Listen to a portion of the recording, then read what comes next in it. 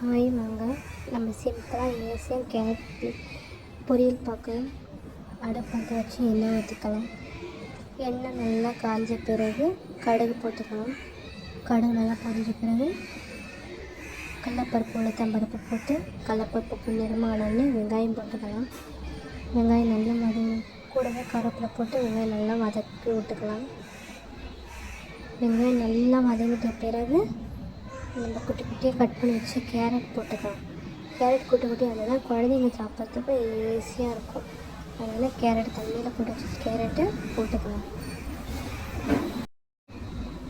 Carrot போட்ட பிறகு carrot வேகிறதுக்கு உப்பு போட்டு தண்ணியை தெளித்து விட்டுக்கலாம். தண்ணி நல்லா நம்ம கொஞ்சோண்டு ஒரு அரை டம்ளர் எடுத்து தண்ணியை தெளித்து விட்டால் தான் நல்லா வேகும். வேகிறதுக்கு போட்டு கலரிட்டு நம்ம மூடி வச்சுக்கலாம்.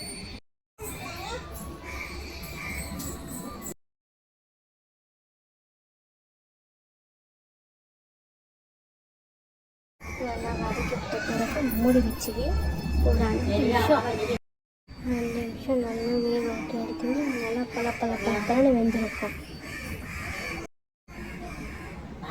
அதை அப்படியே நம்ம அரைச்சி வச்சா மிளகாத்தூள் எங்கள் அம்மா ப்ரிப்பேர் பண்ண மிளகாத்தூள் இது சூப்பராக இருக்கும். எல்லாத்துக்குமே நல்லாயிருக்கும். அதை போட்டு ஒரு கலரிட்டு ஒரு 2 நிமிஷத்துக்கு அந்த சூப்லேயே நல்லா வேக விட்டுக்கலாம்.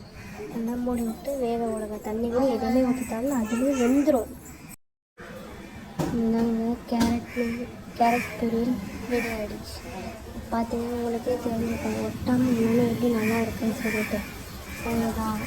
இன்றைக்கி இதான் லன்ச்.